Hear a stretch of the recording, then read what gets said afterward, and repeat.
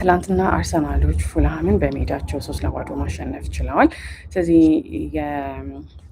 የጨዋታውን 2 ጎሎች ቪክተር ዮከረስ ነበር ያስቆጠረው በ9ኛው እና በ45 ሲደመር 4 ደቂቃ በባከነ ደቂቃ ወይም በተጨማሪ ደቂቃ ነው ያስቆጠረው። ከዛ በኋላ ደግሞ ሌላኛውን 3ኛውን ጎል ቡካዮ ሳካ በ40ኛው ደቂቃ ላይ ያስቆጥሮ ነበረ። ስለዚህ ለማንኛውም አርሰናሎች አሁን ፉልሃምን 3-0 መርተዋል። የደረጃ ሰንጠረዡ ያው በአርሰናል መሪነት አርሰናሎች በአንደኛ ደረጃ፣ ከዛ በኋላ ደግሞ ማንቸስተር ሲቲዎች አስ ኤክስፔክትድ ሁለተኛ ደረጃ ላይ ነው የሚገኙት። ለማንኛውም አሁን ከጨዋታው በኋላ የአርሰናሉ በትላንትናው ጨዋታ ላይ ማን ኦፍ ዘ ማች የተባለው ቪክተር ዮከረስ የሰጠውን ቃለመጠይቅ ትርጉም አቀርብላችኋለሁ። አሁን የደረጃ ሰንጠረዡ ላይ አርሰናሎች 76 ነጥብ እየመሩ ነው። ማንቸስተር ሲቲዎች ደግሞ በ6 ነጥብ ልዩነት ሁለተኛ ደረጃ ላይ ነው የሚገኙት። 2 አስተካካይ ጨዋታ ይቀራቸዋል። ስለዚህ አርሰናሎች 35 ጨዋታ፣ ሲቲዎች ደግሞ 33 ጨዋታ ነው ያደረጉት።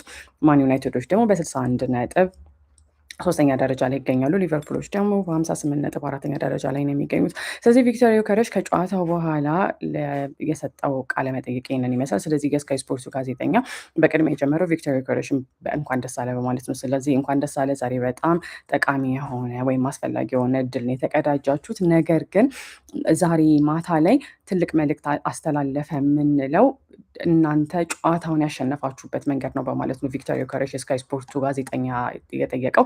ስለዚህ ቪክተር ዮከረስ ለዛም ጥያቄ ምላሹ ምን ነበረ? አዎ ጨዋታውን በደንብ ተቆጣጥረነው ነበር። አይ ቲንክ ዊ ኮንትሮልድ ዘ ጌም ቬሪ ዌል። ጨዋታውን በደንብ ተቆጣጥረነው የነበረ ይመስለኛል። እናም በእርግጥ አሁን ባለንበት ስቴጅ ላይ ያሉትን ጨዋታዎች በሙሉ ማሸነፍ እንዳለብን በደንብ ጠንቅቀን እናውቃለን።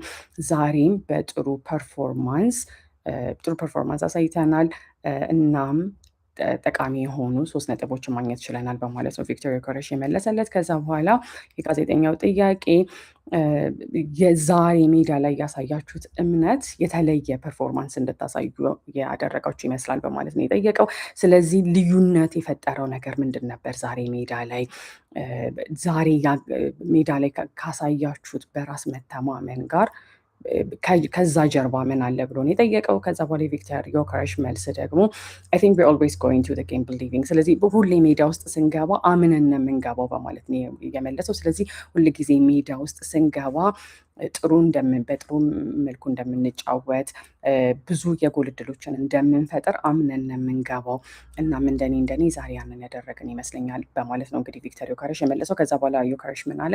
ዊ ኢንጆይድ ኢት፣ የትላንትናውን ጨዋታ ኢንጆይ አድርገናል ወይም ደግሞ ደስ ብሎ የተጫወት ነው በማለት ነው የመለሰው። ከዛ ቀጥሎ የስካይ ስፖርቱ ጋዜጠኛ ስለዚህ የተወሰኑ ሳምንታት ወደኋላ ብንሄድ ዴክላን ራይስን we saw those pictures of Declan Rice on the page at Manchester City. He was saying to everybody it's not over.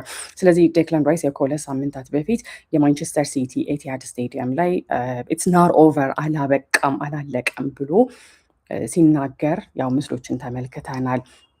ስለዚህ ምን ያህል ይህ የዋንጫ ፍልሚያ እንዳላለቀ ታምናለህ በማለት ነው እንግዲህ የጠየቀው። ስለዚህ የቪክተር ዮከረስን መልስ ማመናችንን አላቆምንም በማለት ነው የመለሰው። ስለዚህ እንቀጥላለን፣ ያው መፋለማችንን መታገላችንን እንቀጥላለን።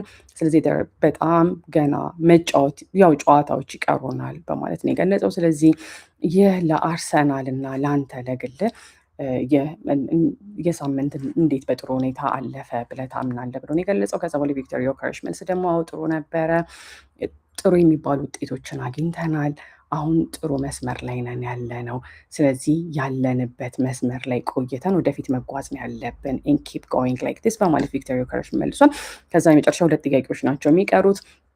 6 points clear tonight፣ ዛሬ ያው በ6 ነጥብ ልዩነት ሊጉን እየመራችሁ ነው። ከዛ በኋላ 4 የጎል ዲፍረንስ ወይም ደግሞ 4 ተጨማሪ ግቦች ተብሎ ነው የሚተረጎመው። ለማንኛውም አርሰናሎች በፕሪሚየር ሊጉ አንደኛ ደረጃ ላይ ሲሆኑ የጎል ዲፍረንሳቸው ወይም ደግሞ ትርፍ ጎሎቻቸው ነው የሚባለው የነሱ 41 ሲሆን የማንቸስተር ሲቲ 37 ሆኗል። አርሰናሎች ያንን የጎል ዲፍረንስ ይፈልጉታል።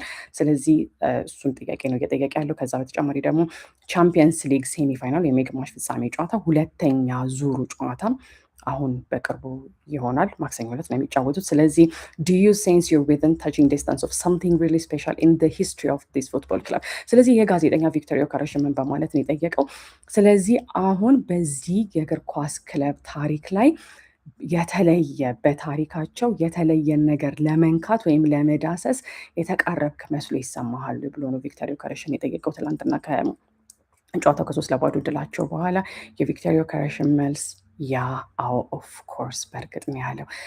there is not so much games there's not so much left there's not so many games left ነው አሁን ብዙ ጨዋታዎች አይቀሩንም and እናም we are in a good position ጥሩ ሁኔታ ላይ ነን ያለ ነው so of course we feel it ስለዚህ በእርግጥ ያንን ፊል እናደርገዋለን ወይም ይሰማናል በማለት ነው። ስለዚህ በቃ እንኳን ደስ አለ ማን ኦፍ ደ ማች ፕሌየር ኦፍ ደ ማች ነህ ዌልደን ስራህን በደንብ ሰርተሃል በማለት ነው እንግዲህ የስካይ ስፖርቱ ጋዜጠኛ ቪክተር ዮከረስን ከጨዋታው በኋላ ያናገረው።